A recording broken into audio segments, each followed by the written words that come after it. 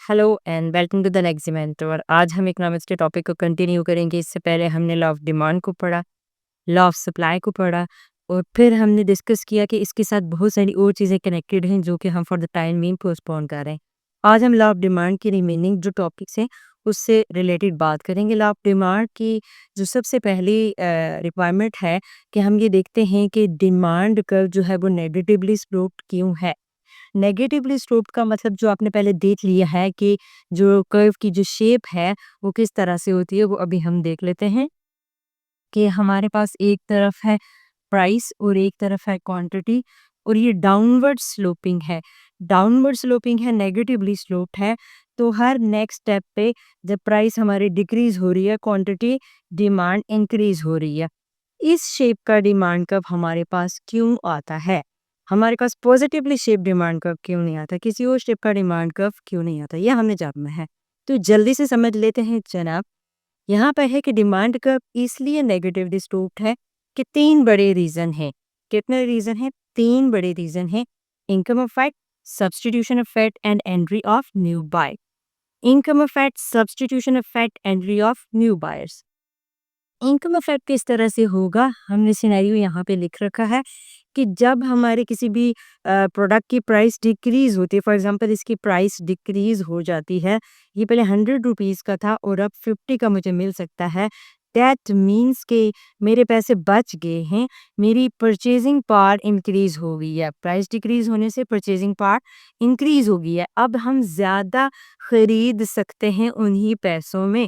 That means कि अब हमारे पैसे इस्तेमाल करने में एज एन इनकम इंक्रीज हो गए हैं। प्राइस हमारे एज एन इनकम इंक्रीज हो गई है क्योंकि प्राइस डाउन हुई है, और वो चीज़, उस चीज़ की प्राइस डाउन होने की वजह से ओवरऑल हमारी इनकम का इफेक्ट ये पड़ा है कि हमें लग रहा है हमारी इनकम ज़्यादा हो गई है, और ऐसा लग नहीं रहा, ऐसा हो भी रहा है क्योंकि अब हम इनकम जो इंक्रीज है और परचेजिंग पावर जो बढ़ गई है, ज़्यादा हम खरीद सकते हैं, इसकी वजह से हमारी डिमांड इंक्रीज हो जाएगी। ठीक, नेक्स्ट है सब्सटीट्यूशन इफेक्ट। क्विकली देख लेते हैं सब्सटीट्यूशन इफेक्ट। सब्सटीट्यूट मीन्स एक दूसरे के साथ चेंज करना, एक्सचेंज करना, तबादला करना।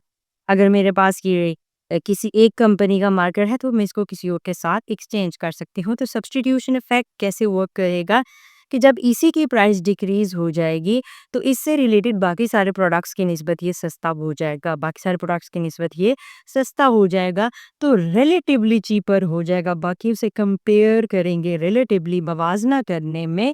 रिलेटिव का मतलब होता है मवाजना। मवाजना करने में ये हमारे लिए सस्ता हो जाएगा, कंपैरेटिवली सस्ता हो जाएगा। तो हमें लगे हम बाकी सारी चीज़ों को इसके साथ सब्स्टिट्यूट कर लेंगे, एज एन इफेक्ट इसकी डिमांड इंक्रीज हो जाएगी। तो डिमांड इंक्रीज होगी तो इसका मतलब है कि जब जब प्राइस डिक्रीज हो रही है, डिमांड इंक्रीज हो रही है, इसीलिए एक चीज इंक्रीज दूसरी डिक्रीज, तो नेगेटिवली स्लोप रिलेशनशिप डेवलप हो रहा है सब्स्टिट्यूशन इफेक्ट से भी और इनकम इफेक्ट से भी। एंट्री ऑफ न्यू बायर से क्या होगा? एंट्री ऑफ न्यू बायर्स की वजह से जब भी हम इसकी प्राइस डिक्रीज करेंगे, नए बायर मार्केट में आ जाएंगे, सारा लोग डिमांड करेंगे। ठीक, हमारी एंट्री ऑफ न्यू बायर से क्या होगा? हमारी चीज़ सस्ती हुई थी, उसकी प्राइस कम हुई, अब रिलेटिवली बहुत ज़्यादा लोग इसे खरीद सकते हैं, बहुत ज़्यादा लोग खरीदेंगे, तो ये डिमांड कर्व हमें मज़ीद सस्ता करने की ऑफ़र भी दे सकता है।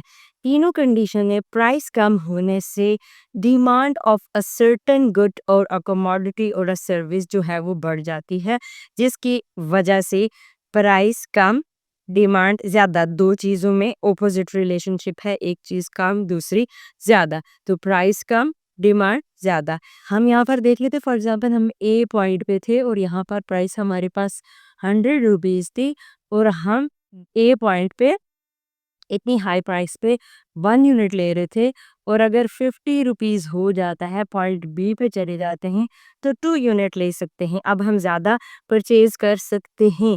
तो नेगेटिव रिलेशन है, प्राइस कम, डिमांड ज़्यादा। प्राइस कम, डिमांड ज़्यादा, this is the negative relationship. इसीलिए डिमांड का नेगेटिवली स्लोप्ड है। और प्राइस कम, डिमांड ज़्यादा क्यों हुई? तीन मेजर रीजंस की वजह से। इनकम इफेक्ट, आपको लगेगा कि अब मेरी इनकम बढ़ गई है, अब आप ज़्यादा खरीद सकते हैं, so more income, more demand. Substitution effect, वो चीज़ बाकियों की निस्बत सस्ती होगी, आप बाकी चीज़ों से उसको सब्स्टिट्यूट करेंगे, तो प्राइस कम होने से उसकी डिमांड ज़्यादा, negative relationship. An entry of new buyer, price कम, न्यू बायर्स, मोर डिमांड, ज़्यादा डिमांड हो जाएगी। That's all about today by demand curve is negatively sloped. इसके बाद हम डिस्कस करेंगे assumptions और exceptions of law of demand को। Thank you.